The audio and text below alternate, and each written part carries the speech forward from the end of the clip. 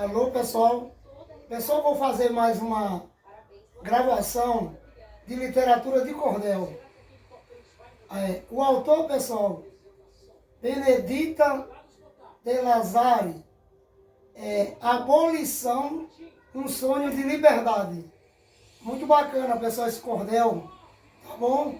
Que fala sobre a libertação dos escravos, não é isso? Então é muito bacana.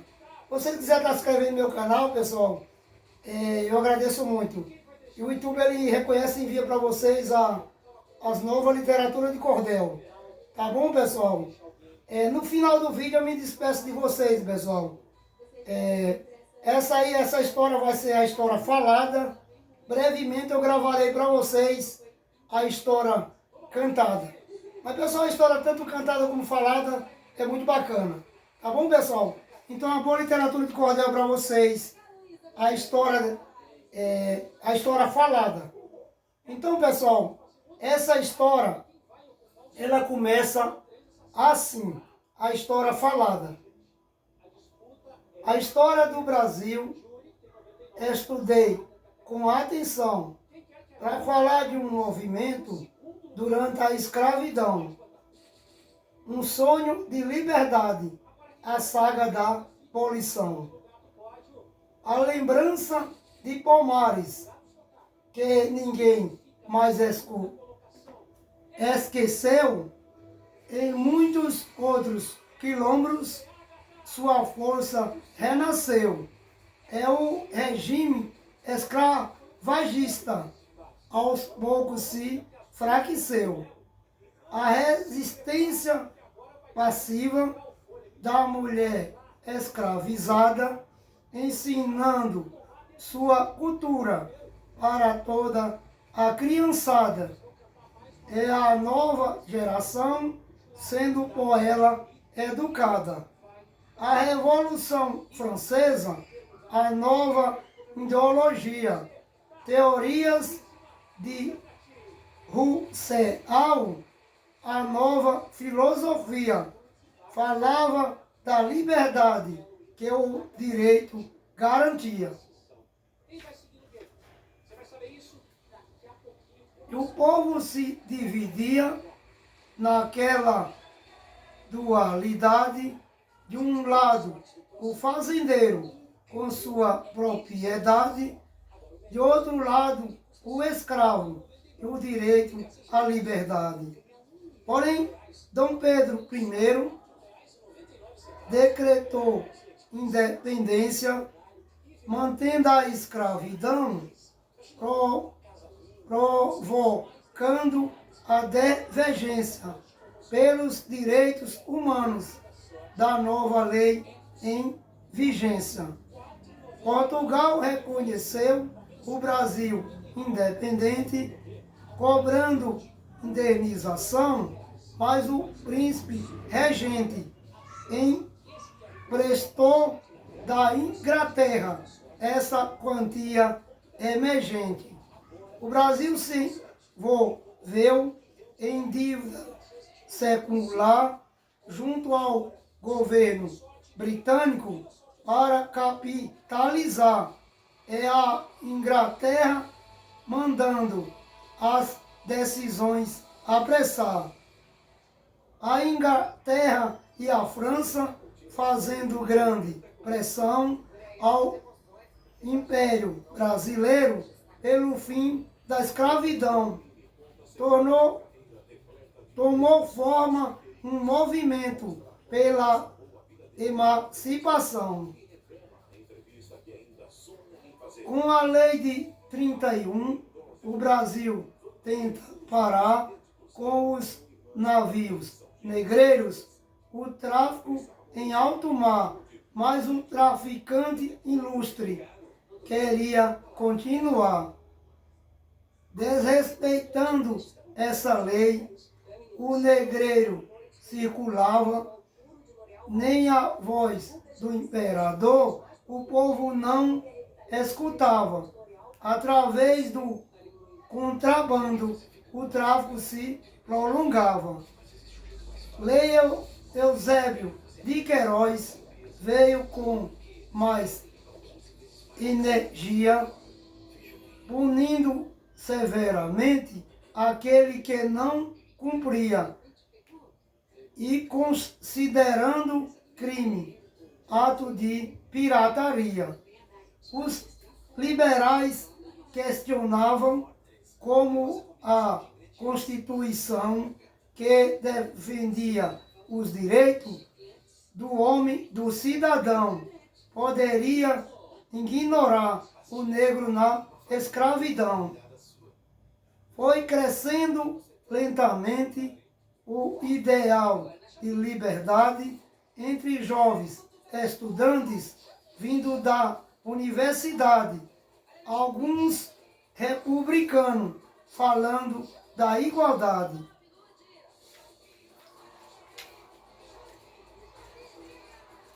Poetas e romancistas da nossa literatura, criando seus personagens, incentivando a leitura, trazia para as famílias o tema da escravatura.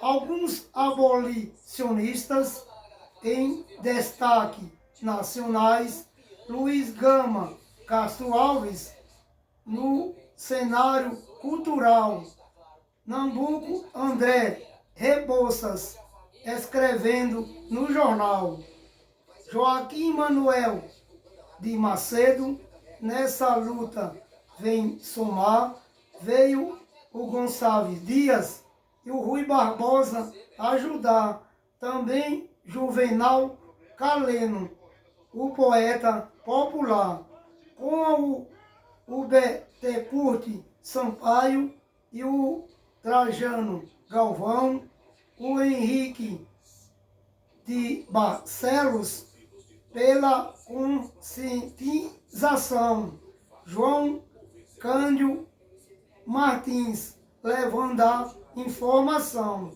o jovem Antônio Bento, montado no seu corcel, libertando os escravos do fazendeiro cruel, o José do Patrocínio e a princesa Isabel. O imperador do Brasil pede ao Conselho de Estado, em sua fala do trono, para ser deliberado um bom projeto de lei para que fosse aprovado. Enquanto o tempo passava e crescia o movimento, a Guerra do Paraguai começou nesse momento. Foi adiante o projeto proposto no parlamento. Na Guerra do Paraguai, o negro foi alistado em troca de alforria para ser emancipado.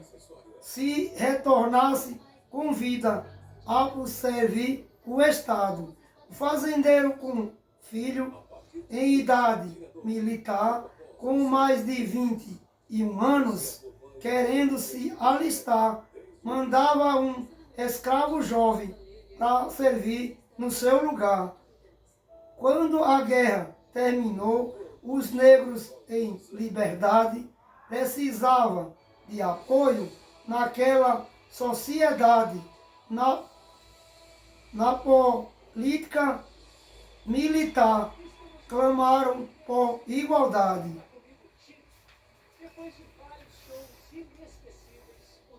E o escravo fugitivo, que servia como soldado, lutando por alforria para ser emancipado, na volta foi perseguido, sendo até capturado.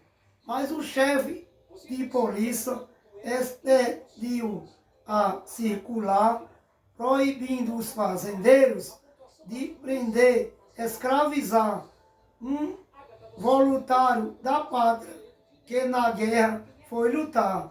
Os jornalistas faziam grande mobilização, levando as novas ideias a toda a população.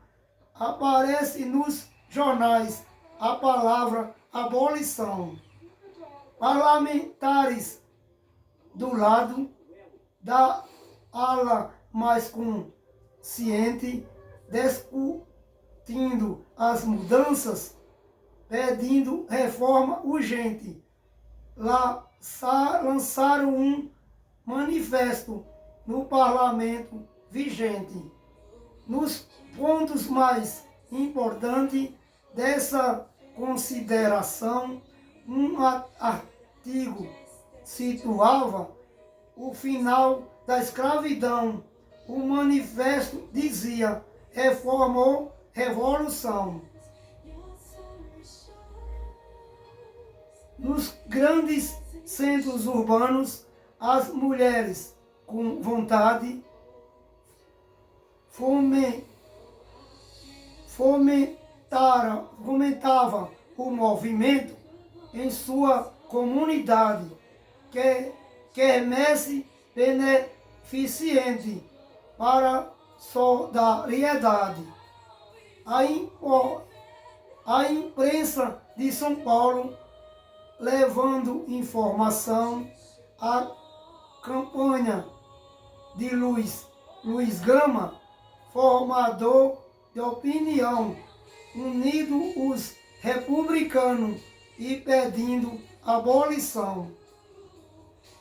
Voltando à fala do trono, ordenou o imperador que o Conselho de Estado, o poder legislador, elaborasse um projeto de lei emancipador. O Visconde do Rio Branco apresentou um projeto para a lei do ventre livre, julgando em voto decreto. Na Câmara do Senado, o publicano em decreto. A lei previa também fundo de emancipação, é uma conta de alforria do adulto ao ancião para todos os providades envolvidas na questão.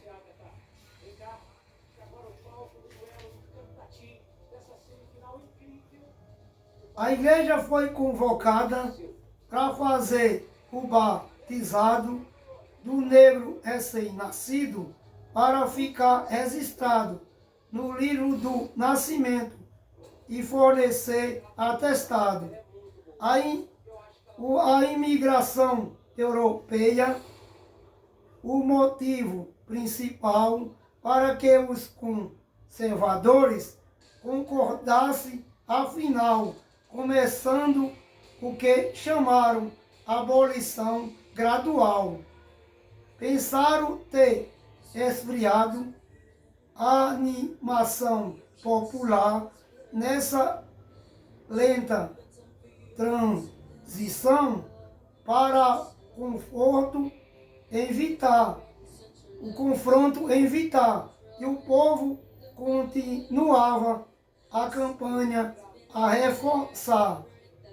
Os caifás prediam na sua programação o grupo de Antônio Bento no jornal A Redenção, chamando para lutar pela emancipação. Junto com os estudantes em recurso paliativo, organizavam campanhas, coletavam donativos e compravam alforria pro escravo fugitivo. O moço Joaquim Nabuco, na causa da abolição, viajou pela Europa e fundou a Associação Sociedade Brasileira contra a Escravidão. O poeta Castro Alves, de quem podemos citar dois poemas importantes, é Tragédia no Lar, ao navio negreiro, chamou tragédia no mar. Um dilema acontecia dividindo sociedade contra os conservadores, defendendo a propriedade. Vêm os abolicionistas, gritando por liberdade. Fazendeiros reunidos fazem uma petição contra os abolicionistas, exigindo proteção, pedindo no parlamento o final da agitação. Dizia ser impossível dispensar nesse momento a mão de obra do escravo sem aniquilamento das lavouras de café, o seu abastecimento.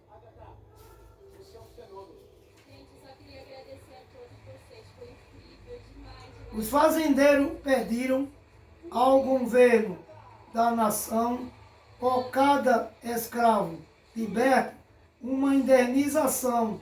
E nesse fiel contexto que começa a imigração.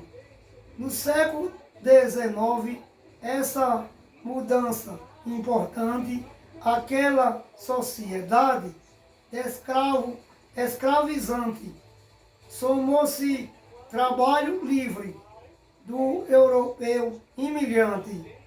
Mas os poucos imigrantes que moravam na cidade, junto aos abolicionistas, cultivavam amizade, pensando a defender o ideal de liberdade. E o rico fazendeiro então se desesperava. Cada escravo que fugia, sua fortuna minguava, perdendo a autoridade que ninguém mais respeitava. Alguns senhores propunham ao escravo alforria continuar trabalhando em prazo determinado na colheita do café, conforme era concordado, conforme era combinado. Procura compreender, meu bom, claro leitor, o conflito, incerteza do livre trabalhador num país de escravidão, violência, desamor. Nesse clima de contendas e questões a debater, cai o ministro Dantas, sem conseguir resolver. O barão de Cotegipe veio assumir o poder. Mais um projeto de lei debatido no plenário, dividido liderança do ideal liberário, Lei Saraiva Cotegipe, ou do sexagenário. Mas enquanto na Europa o progresso se expandia, o mercado industrial muito se desenvolvia. No Brasil, escravismo ainda permanecia. Lentamente, a esperança vai se tomando real quando Dom Pedro II viaja para Portugal, deixa a princesa regente no comando nacional.